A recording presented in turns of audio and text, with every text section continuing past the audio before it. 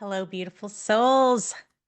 Welcome back to another episode of Embodied Living.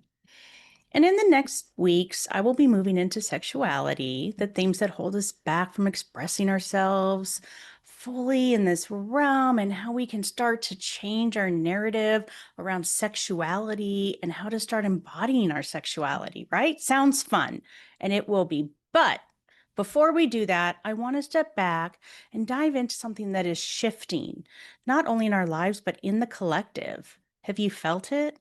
Have you felt the change? Have you felt the shift? Well, this episode is about moving from hustle to embodiment and why feminine energy matters now more than ever. And to understand the shift, we're going to zoom out a bit and let's look at a bigger picture of where we've come from over these centuries. We're going to look at the patterns that got us here because history has shaped the way we relate to our bodies, our sexuality, our energy. We have been in a masculine energy for centuries now. Men hold the positions in the church, in government, any place power is present, women were not. And it's only been really within maybe the last 50 years that you can see that we have built on our own personal and political power and social power in this world. And when we look back at this, we were simply there to do what the men said, to be present to what they wanted, to give birth, to raise kids, to clean the house. And this kind of started around the Victorian age. And this was about 64 years of restraint, morality, control. Women were told to be pure, domestic, silent. Feminine energy was silenced and repressed. And I think we can absolutely see that if you look at how they were dressed, all the way up to their neck. And if you showed an ankle, you were disgusting. You were awful. So shoes would go sometimes up to the knees. Our bodies were completely covered. And why? Why were our bodies completely covered? Because there was this expectation that men were unable to control themselves if women showed any part of themselves. So what happened? The Victorian age. Women were now considered to be very moral, very pure, and in the home. We were not to talk, we were to be silent, we were not to have anything to do with politics or government because we didn't understand it. Does that sound about right for that time period? 1837 to 1901, just a little over 100 years ago that ended. Now, our next one that we come to is industrial age, and that kind of overlaps with the Victorian quite a bit. So we're going back to like the 1760s and all the way up to the 1940s, finishing up around probably the time of World War II. And this was nearly 180 years of factories, machines, mass production. It was all about doing, producing, hustling, masculine energy on overdrive. And the only time that women came out of the home were during those war times because the men were gone at war. So the women took over in the factories. But once the men came home, the women were told to go straight back into the homes. And I want to bring up that this was the time of our grandparents. If you're a Gen Xer like me, grandparents, this wasn't that long ago. My mom was born in 1947. She was right at the end of the industrial age when all of this was still happening. And even as we fast forward now into the information age, beginning in the 1970s, still with us now, as you know, this is still issues with women and power and what we bring to the table. So, with that said, the information age, beginning in the 1970s, when it began, women were not even allowed to own a credit card without their father or their husband signing off on it. How crazy is that? And I don't think a lot of our younger women realize how long ago or how short that was. Only 50 years ago did women get the right to get a credit card. And here's the thing that doesn't make sense, right? Knowledge became currency in the information age. So you wouldn't think that that would be so much the case anymore. Women were finally maybe starting to become doctors and lawyers. They were part of things in schools more. They were having more going on, but it was still a masculine world. It was still man powered. The computers, the internet, that 24/7 connection, this was great, right? We were so excited. We learned to work smarter instead of harder. But let's be real. We were still on overdrive. In fact, we're on overdrive now. Always on, always available. And what is that? Just another form of burnout. We just keep hustling. And now here we are. As I mentioned, we are moving from hustle to embodied, standing at the age of something new. We're moving into what I like to call the embodied age, but what many call the age of consciousness. This is a time that we're moving into where people are craving authenticity, connection, balance. Our value is no longer coming by how much money we make or these different things that are happening, right? We we are now creating value not on what we produce, but on who we are, how we treat others. This is where the feminine rises to meet the masculine, where embodiment, intuition, and authenticity finally have a place at the table. This is now where we are remembering what it is meant to be, not just do. And this is where, for me, embodied sexuality comes in because our sexuality is our life force. It's a bridge. It's how we reconnect to our bodies, our intuition, and our truth. So, as we get started on today's, don't want to say lesson, but that's what's coming up for me. But as we get started on this journey together in this podcast, we're going to go through my own relationship with the energies, with feminine energy specifically, the times I personally got stuck in masculine overdrive, the wounds I carried from toxic feminine energy, and the feeling that I found when I was able to finally experience the healthy balance of both within me and both within my personal relationship. So, with that said, we just talked about the fact that for centuries a woman's place was said to be in the home. But let's be real, the energy inside that home wasn't feminine softness and flow, was it? It wasn't feminine at all. Running a household requires constant masculine energy. When we are protecting our children, we are in masculine energy. Driving from one event to the next, the scheduling, the structure, managing the bills, the meals, we're always going, going, going. And yes, structure is necessary. I love structure. I am so type B. Structure is my bestie. But if we as women are locked into a home and locked into that masculine energy to keep it all going, where does the feminine go to breathe? When do we actually even get to breathe? Where does that softness, the creativity, the presence, and the play of the feminine live? That belief has shaped so much of how I've lived. And it's one of the clearest examples of how wounded masculine energy seeps into our lives and runs the show. So, as a mom, a wife, many of you can probably understand we're tired all the time.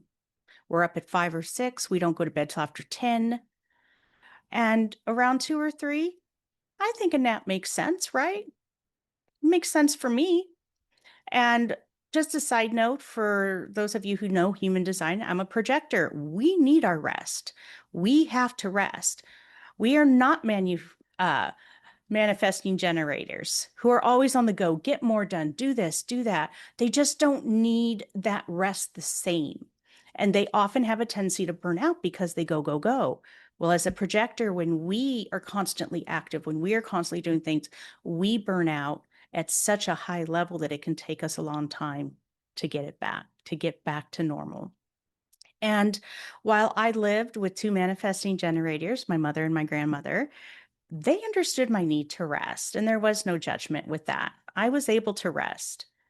Who didn't get it was my then husband, who believed rest is for when you die. So I would often in the afternoons, I'd get the kids from school, and my kids were 5 years apart total. So I had, let's just say, a 6, 4, and a 1 kind. And I would get the younger one or the older ones from school with, with the younger one with me. And I would be so tired by this time, so exhausted. I was just going, getting everything taken care of, moving things around. And I knew that I had maybe an hour or two to rest before it was now dinner time, get the kids to their lessons, get the kids to their practices, move and trying to work out all the details, right? So I loved Blue. I don't know if you guys remember Bear in the Big Blue House. Loved it. I used to put that on for my kids, and they would sit in the living room, and my bedroom was right off that door. So like I could see the children, my bed saw the TV, so I could hear what was happening if I needed to. And I wasn't a particularly heavy sleeper at this time. And then I had two other doors that closed off the hall and the kitchen. So the kids were pretty much in there, and I, of course, had a first child daughter who took her job very, very seriously in the realm of I must watch my younger siblings and make sure they know exactly what to do and make sure that mom can rest and that they are behaving. Um, she did it so well that for years her younger siblings were not fond of her. And I'm sure some of you out there have kids just like this. And my kids were definitely, total side note, I know, but my kids are definitely the firstborn, secondborn, thirdborn. Like they hold that oldest, middle, and youngest just traits that are generic. That's my babies. And so back on that. So I'm resting and I'm so exhausted and I'm so tired. And their dad comes home and he sees me resting and he gets angry. He's like, "Why are you resting? Why are you taking a nap?" And I was like, "I'm tired. I'm just exhausted. I can barely keep my eyes open." And the kids are safe. Everything's fine. Don't worry." And he's like, "Oh my God, you're so fucking lazy. You don't even do much around the house. You just lay around. And now here you are now doing it." And this is what I lived with a lot.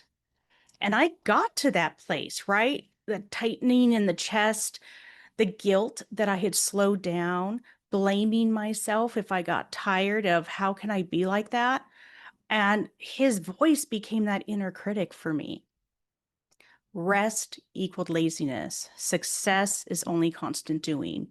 And in his mind, also, value only came from what you produced monetarily. So if I stayed home, took care of the kids, all that, I had no value. So that's another masculine trait in there. And I want to speak now to the wounded, that toxic masculine. And this isn't about blame or anything like that at this point, because I'm going to talk about the wounded and healthy for both energies.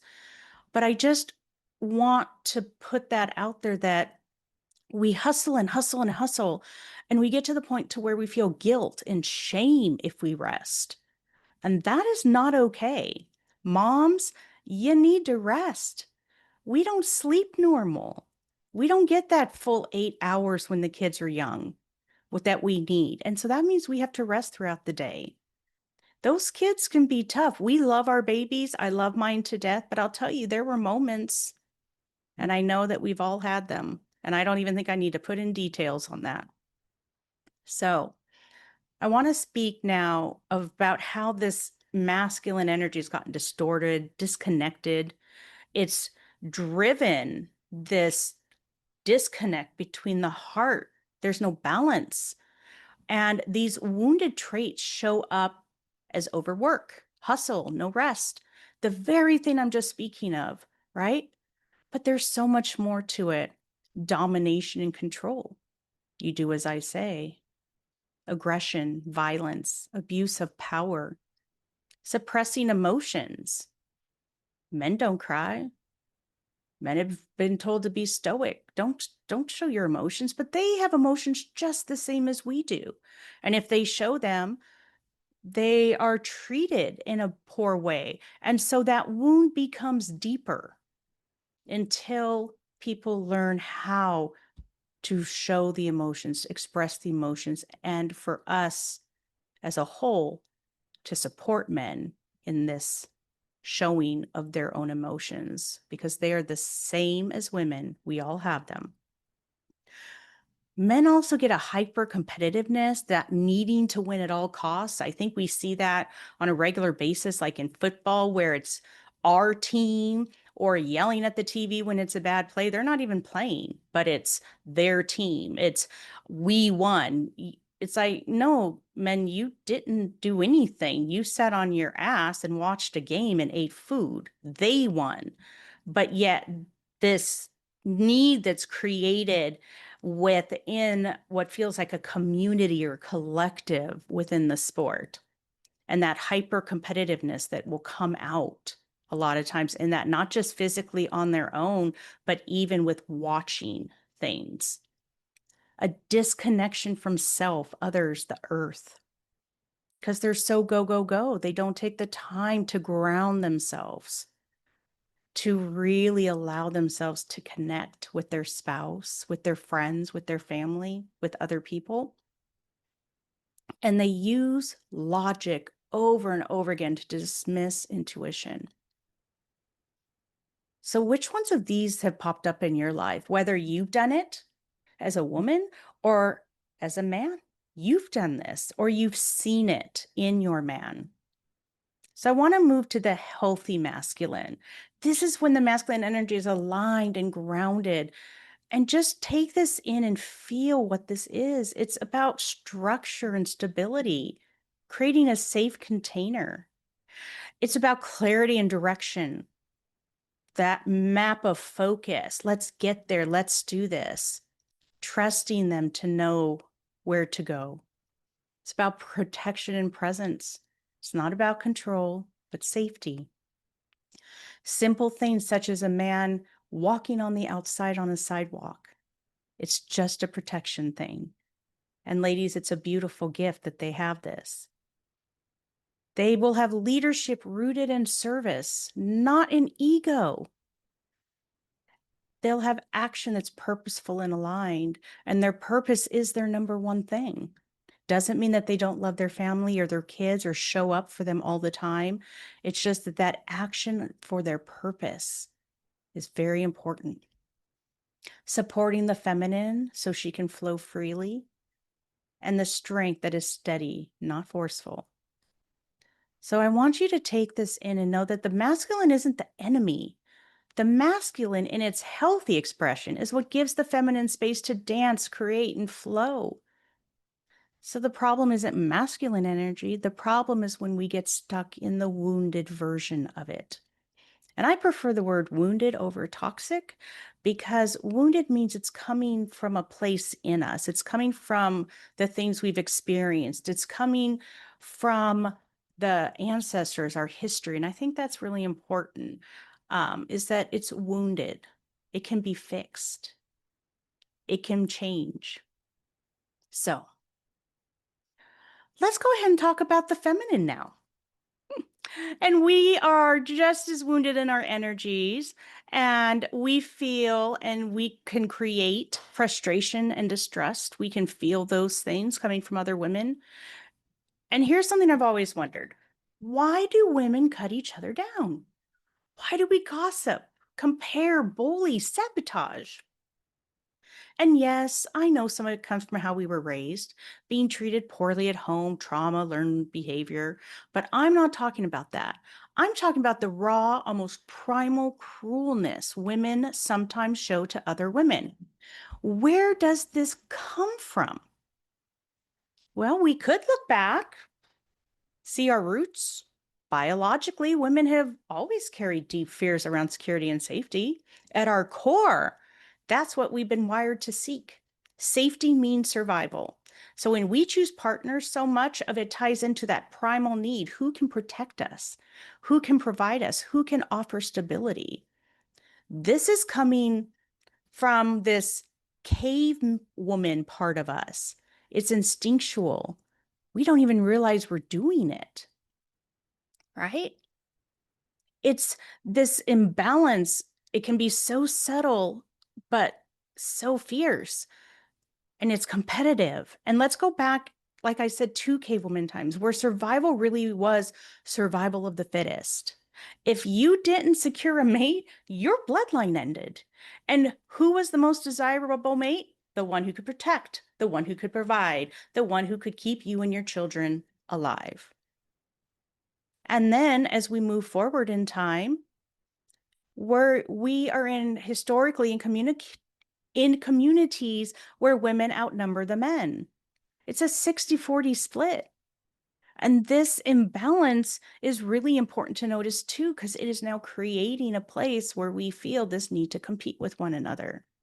And I want to state that this is primal wiring in our bodies. It's still there. We carry it like an old story in our bones. And so women started competing, not just for love, but for survival.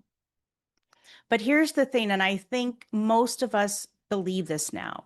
We don't live in that world anymore. We are not cave women fighting over scraps of food or the last available man.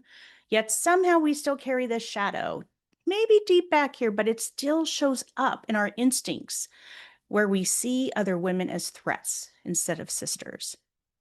And this is what breaks my heart because instead of turning each other to support, healing, empowerment, we often turn against each other. Gossip, comparison, cutting each other down. So we feel like we're one step ahead. The truth is, this is conditioning. This is survival mode, and it's outdated. It's not who we are anymore, women, and it doesn't serve us. The feminine in her healthy power doesn't compete. She collaborates. She doesn't tear down. She lifts up. And yet we don't learn this as early as we should because the women around us are still in competition mode and still hurting each other. So I want to take you back to when I was 11 in Girl Scouts. And I woke up from we're camping. We are up in the Sequoias, I think. Beautiful area if you've ever been there. We have probably about 8 tents around us, about four of us in a tent. And I wake up and it's light out and there are no girls in the tent. I'm like, oh my God, am I the last to get up? Now, please know this is normal. I'm always the last to get up. So, I was surprised, but it's normal. So I come out of the tent and I'm looking around and I'm not really seeing anyone. It seems like everybody's up and maybe they're gone. I don't know where everybody is. And then I look over towards a group of trees and there's a pole. And all the girls are over there and they're laughing. And I'm trying to figure out, like, why are they laughing? I don't get this at all. But then I looked up and there at the top of the pole was my underwear. While I was sleeping, the girls had come into my tent, grabbed a pair of my underwear. This is at the age of 11, put it on top of a pole, and thought it was funny. I was, of course, devastated. I couldn't believe that my Girl Scout troop, the very thing that's supposed to be teaching morals and sisterhood, would do something like this, and that our leader didn't stop it. But to protect myself, I decided to make a joke out of it. And this is when sarcasm and putting myself down in a joke form became my reality for a very long time. And I started with putting my hand over my heart and I said, I pledge allegiance to my underwear. And I just made a huge thing about it, at which point the other girls laughed too, and we all did it. It didn't change the fact that I was hurt inside and couldn't believe that those who are supposed to be my sisters, who are supposed to be my community, especially at this time of in our life in this age that is so tough, could do something so cruel. And that is the shadow side of the feminine, that toxic things that we do, that manipulation, the cutting each other down. And this created distrust for me that followed into adulthood for many years. And these are also the same girls who continue to do not kind things throughout high school. And I'll leave it at that. So let's talk about that disconnect that happens with the feminine energy, that wound that we are holding on to, where we manipulate. We use our emotions as control. We're incredibly passive aggressive, indirect communication all the time. And men, I know you feel this with the women that have been in your life too. We compare, we gossip, we get jealous, we compete.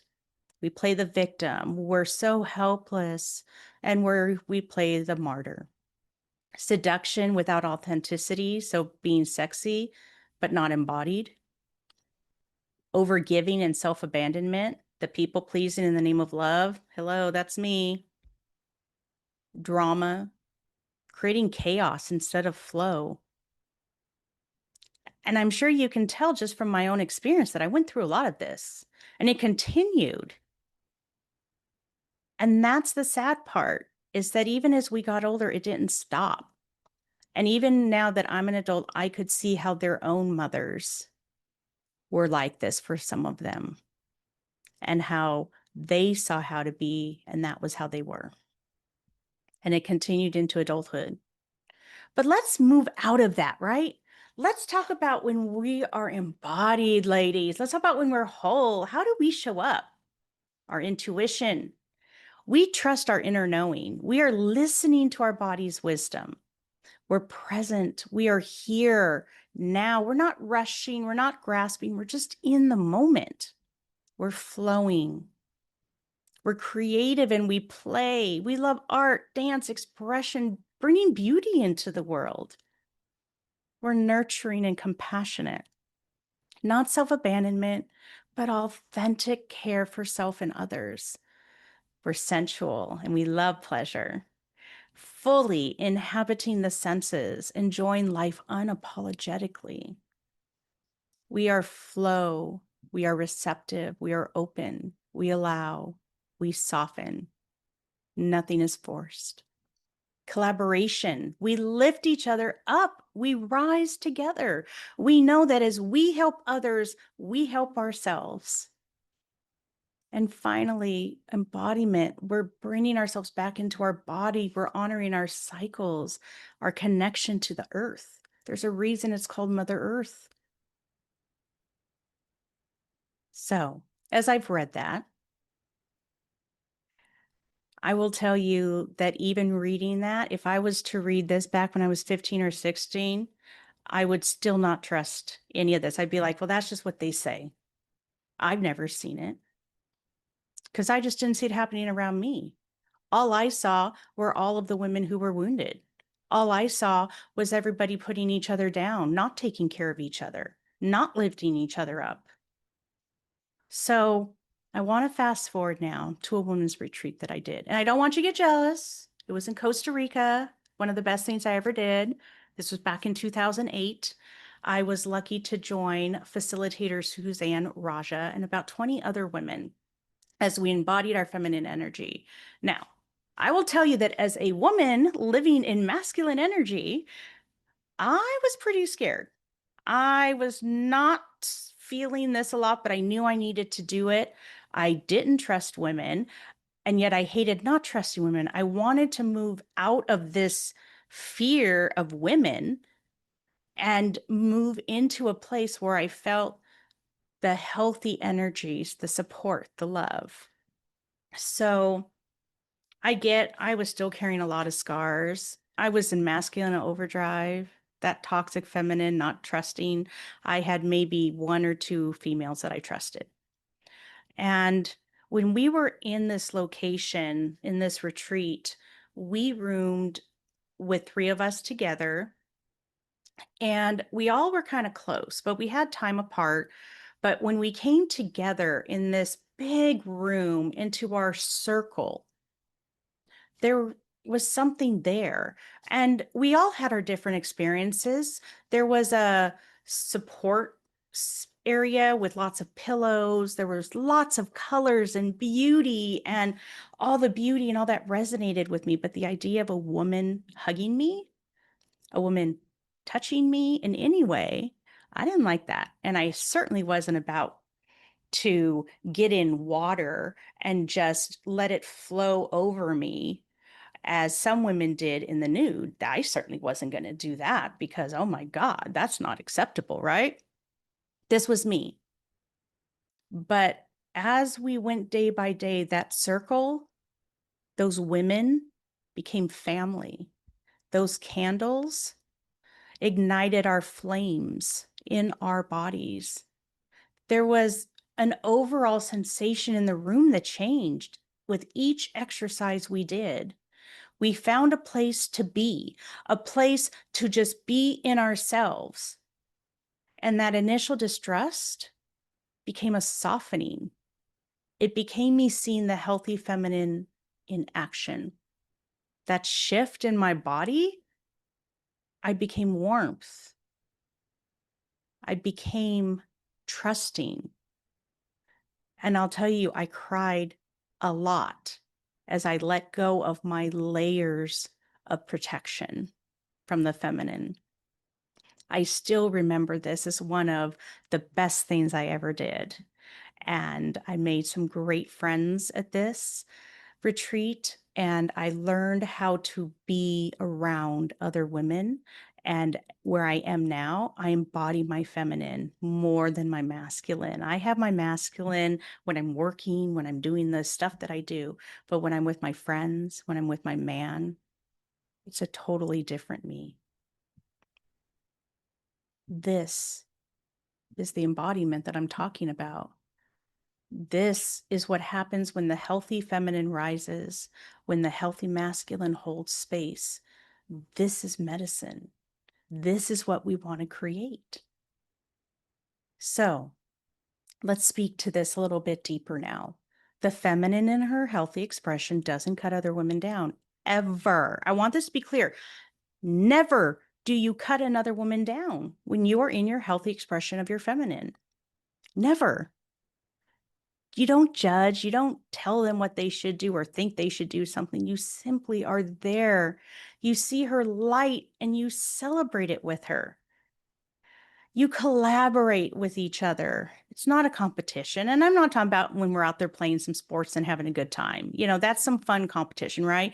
I'm talking about the kind where we are not manipulating each other. We are instead nurturing without abandoning ourselves. When we are healthy, our feminine is magnetic. We're radiant. We're unstoppable. Have you felt that before? When you just lay into your feminine energy, you just shine different. I have a friend who, as sad as the thing is that she's going through a divorce, when I see her now, she is a different woman. She radiates. She is happy. She is free. Because in that relationship, she didn't feel that. Her feminine has come back again. I love it. I thought that she was so caught up in her masculine energy. I hadn't seen it for years. And now I see it. And I honestly think that when I see these moments, it reminds me of moments of me feeling safe, supported, alive, because that is where she is. She feels safe. She feels supported by her friends, her sisters, her girls, and she is alive again. So when I'm surrounded by that kind of energy, I love it. And just like my women's retreat, where I finally got to feel what healthy feminine energy looks like in action, it's what we are being called back to. I want you to remember that we don't have to live in this survival of the fittest world anymore. We live in a world where we rise faster, higher, stronger when we rise together. So we've walked through centuries of history that taught us to repress the feminine energy, to overvalue the masculine, and to stay stuck in competition, hustle, survival mode. But we're shifting. We are moving into what many call the age of consciousness. It's coming in 2027 is what is expected as we move into this.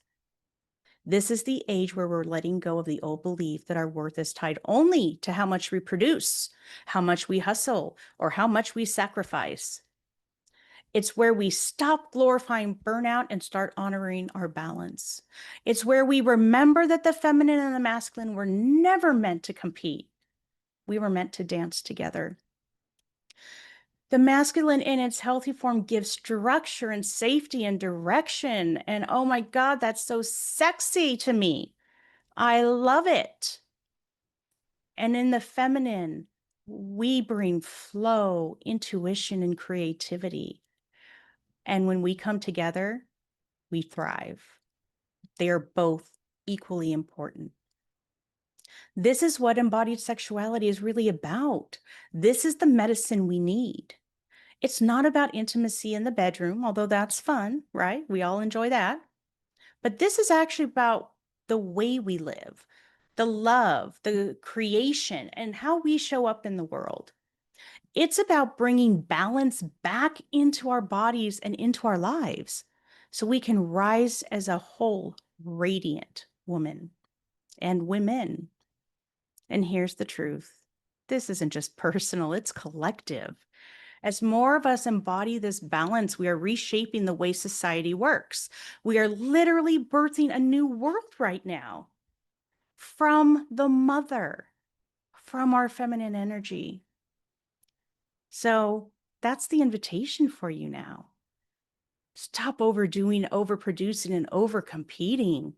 Step into this new age of consciousness where we can rise by being embodied, balanced, and unapologetically whole. And if I've spoken to anything that's come up for you, feelings around wounded versus healthy energies, or if my stories just resonated with you in some way, I invite you to look into those things more. Soften into the healing that you're ready to have. And I want you to just really just take a moment, breathe. In fact, let's just take a moment together. Hand on the heart, hand on your belly, and just breathe in through your nose and out through your mouth. And on the next one, I want you to breathe in through your nose and breathe out through your heart. And finally, breathe in all the way up at your scalp, top of your head, and breathe it all the way out through your feet, grounding yourself in earth, in your feminine. And if anything's come up for you, ask yourself maybe some questions. Where do I still distrust my feminine? Where do I still distrust my masculine? This is about just noticing. There is no judgment, ladies, because healing starts with acknowledgement. And from there, balance becomes possible. This is the shift we're in. This is the age of consciousness. And it begins with us. So, thank you so much for joining me. This episode meant so much to me. Um, it sits and resonates with me on so many levels. And if it resonated with you, please share it with a friend who's ready to rise with us. And if you're ready to go deeper in this work, feel free to check out my programs. I have Embodied Living, which is an 8-week workshop, 2 hours a week. I have resources available. And coming soon, I'm doing Embodied Sexuality. I'm so excited. I started with Embodied Living because I think that's where we need to start. But Embodied Sexuality is on its way, probably coming in at the beginning of the year. So till next time, keep breathing, keep embodying, and keep living your truth.